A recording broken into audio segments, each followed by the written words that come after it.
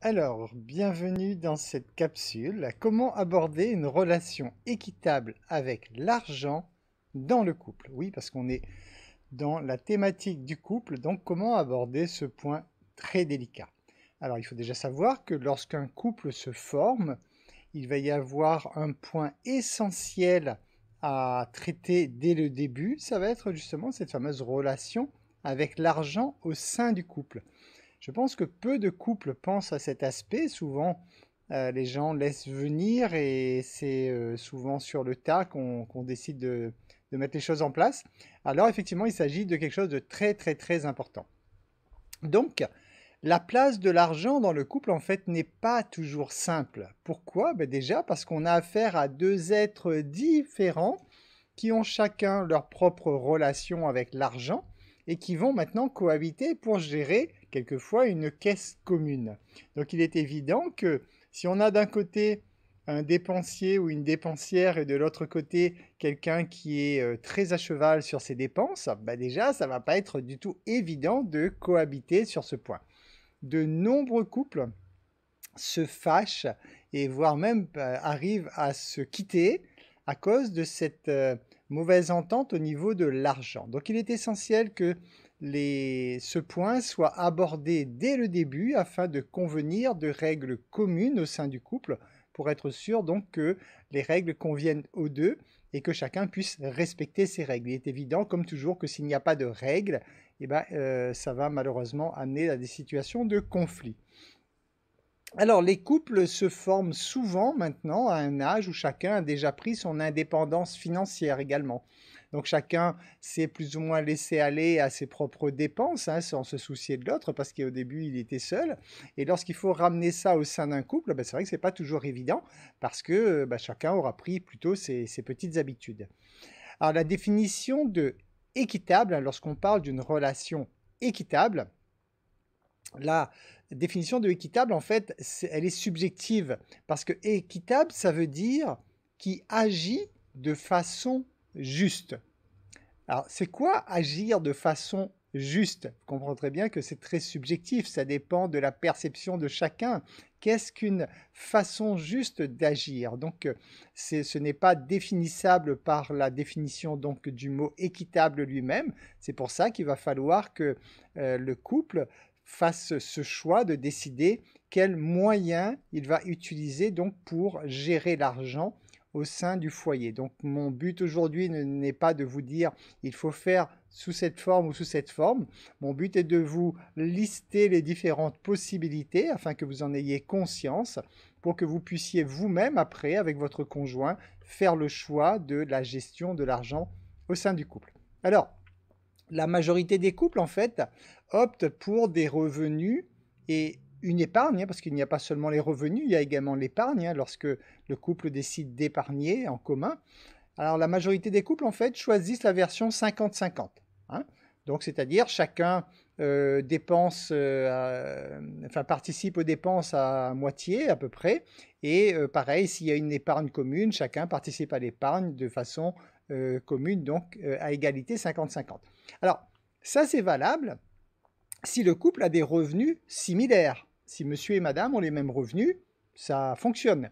Mais il est évident que si les revenus ne sont pas similaires, cette gestion 50-50 n'est pas du tout adaptée, sauf si le couple le décide, mais vous devez comprendre que ce n'est pas très équitable, effectivement, d'avoir une gestion 50-50 si les deux n'ont pas les mêmes revenus.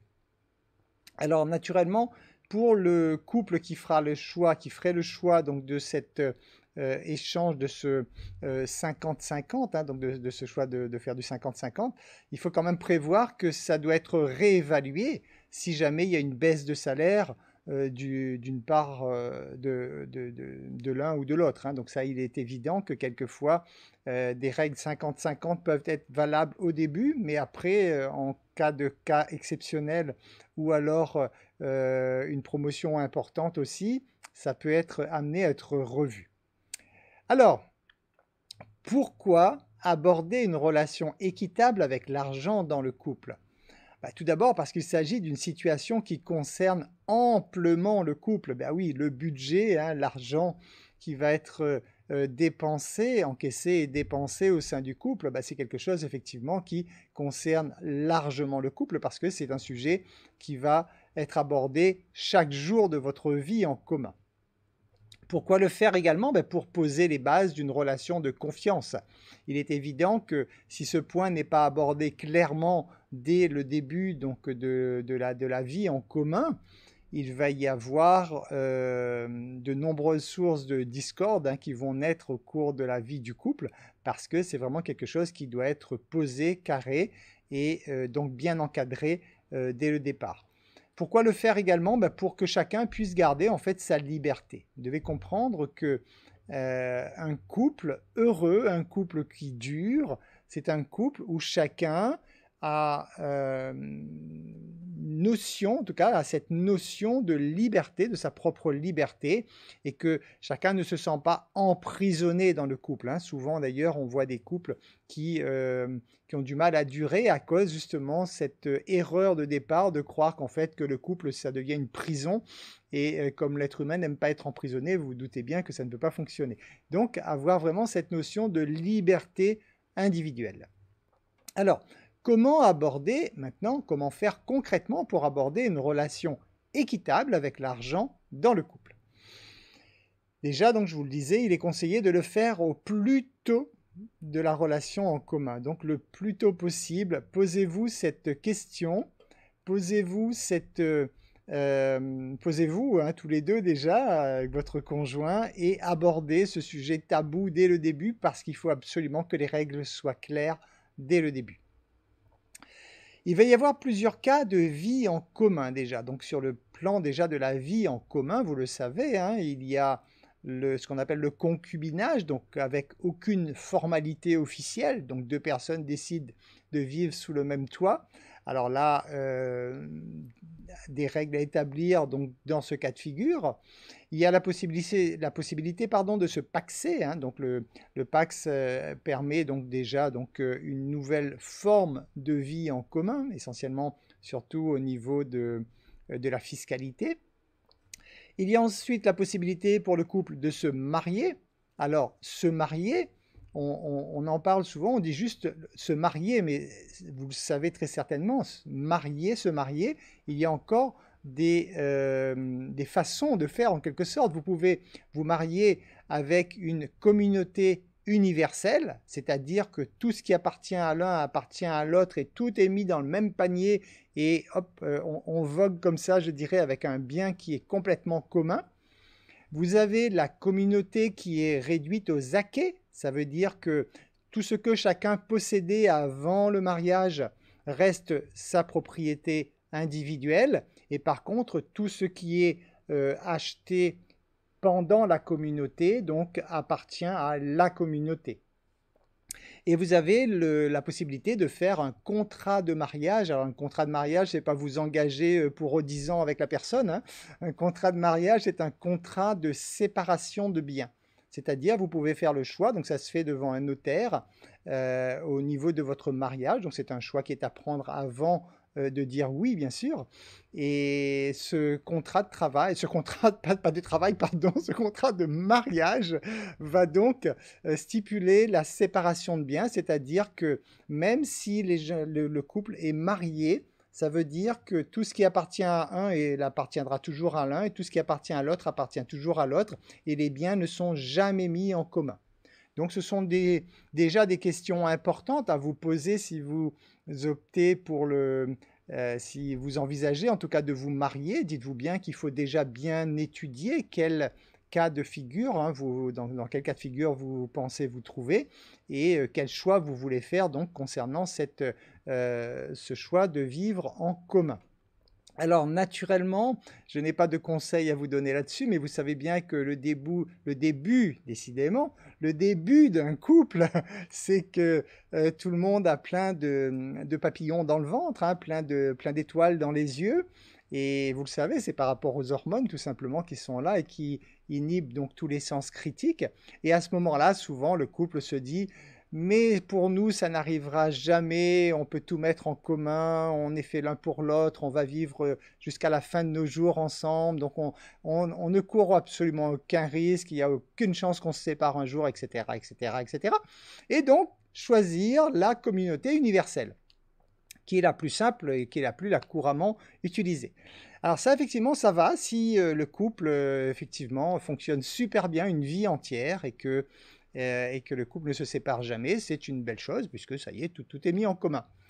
Malheureusement, lorsque des couples qui ont fait le choix d'une communauté universelle décident un jour donc de rompre cette relation, donc de divorcer, alors là, il est évident que là, ça fait vraiment le bonheur des avocats parce que les choses sont alors très, très, très compliquées et généralement source de gros conflits parce que c'est là que chacun ne veut pas laisser sa part à l'autre et ça engendre vraiment de grosses difficultés. Donc posez-vous vraiment cette question si vous décidez de vous marier, même si effectivement votre cœur s'emballe et que vous avez envie que ça se fasse rapidement. Posez-vous quand même et sachez qu'il existe donc ces choix au niveau du mariage pour savoir comment vous décidez donc de faire, faire ce mariage tout simplement. Alors, les règles, en fait, pour une vie en commun au niveau de l'argent, si on revient maintenant bien sur l'argent, hein, donc les règles sont à définir entre les conjoints. Je vous l'ai dit tout à l'heure, ce n'est pas à moi de vous dire vous allez faire ceci ou cela. Moi, je vous donne la liste des choses possibles. Et après, par contre, c'est à vous de décider d'un commun accord ce que vous choisirez. Donc, vous avez la possibilité, alors il y a plusieurs cas de figure, hein, vous avez la possibilité que chacun décide de prendre un type de dépense à sa charge. C'est-à-dire, d'un commun accord, il y en a un qui dit, bah tiens, moi, les dépenses de la voiture, c'est moi qui m'en occupe. Moi, je m'occupe de l'EDF, de l'électricité. Donc, moi, je m'occupe de payer l'eau. Moi, l'autre s'occupe du payer le loyer, etc. Donc, c'est, voilà, dès le début, chacun se dit, s'arrange, hop, là, ça nous convient là-dessus, on ne cherche pas, c'est bon.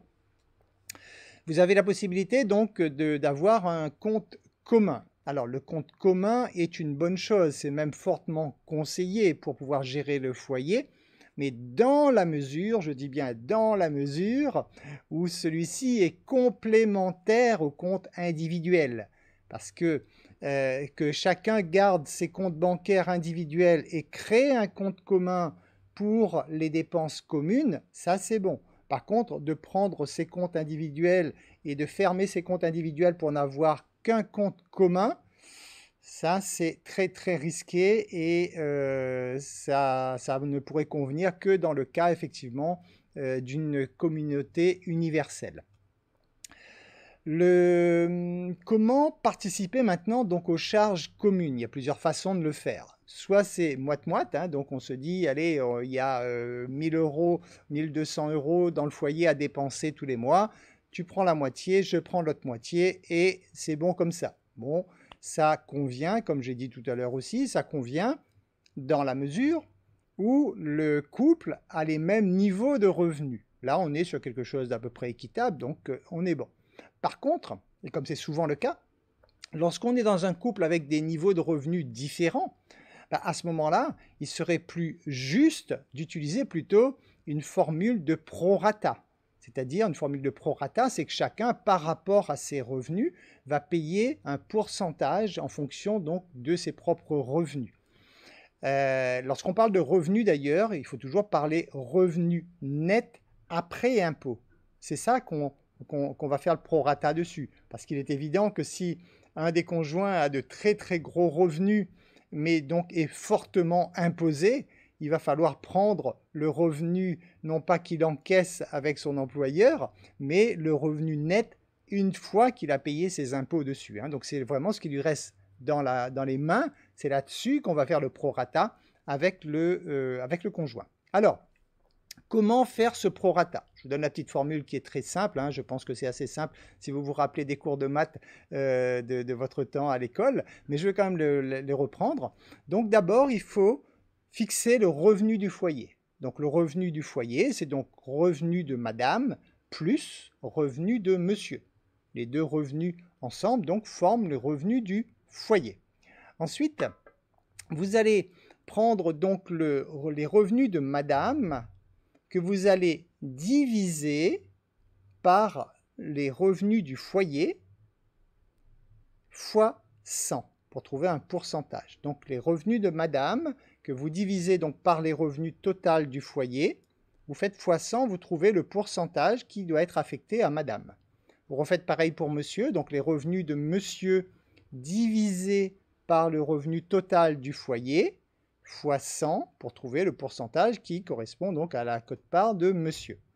Ensuite, il suffit de prendre naturellement la totalité des charges du foyer fois le pourcentage de madame. On aura donc quel est le pourcentage que madame aura à prendre à sa charge. Et les charges totales donc à partager, pareil, fois le pourcentage de monsieur pour savoir quel est le pourcentage que monsieur devra prendre à sa charge. Alors, ça semble être vraiment une formule la plus équitable qui soit, vraiment presque indispensable, j'ai envie de dire, lorsque les niveaux de revenus sont différents au sein du couple. J'ai connu des couples qui se sont vraiment fortement accrochés sur cette problématique parce qu'effectivement, ils étaient partis au début sur une version moitié-moitié.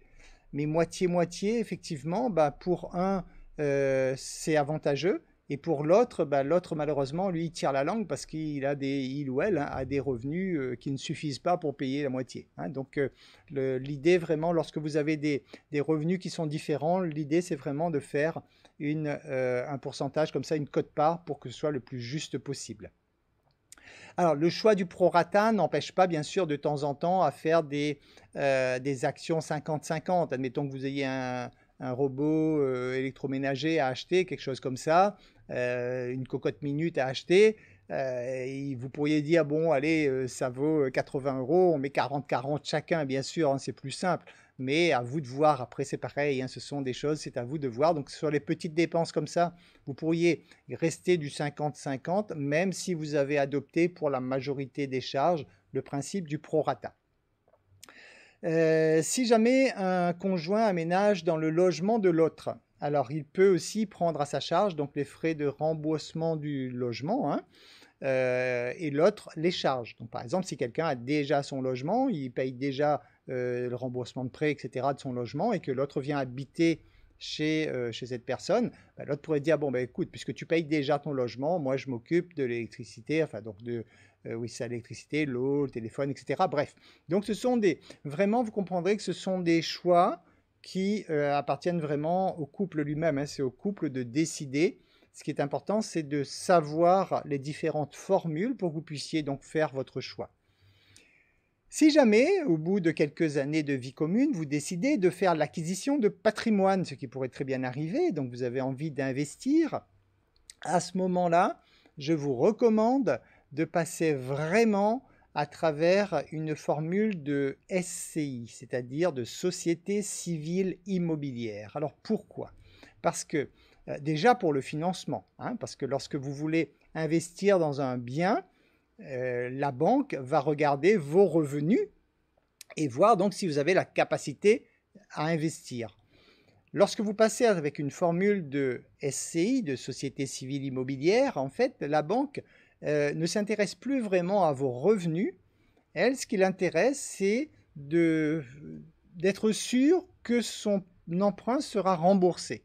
Ce qui veut dire que si le couple décide, par exemple, d'investir dans un immeuble, admettons, à ce moment-là, on ne va pas chercher à vérifier si la capacité financière du couple est suffisante pour payer l'immeuble, ce qui sera rarement le cas, mais la banque va chercher à ce que les loyers, les futurs loyers de l'immeuble puissent rembourser le prêt.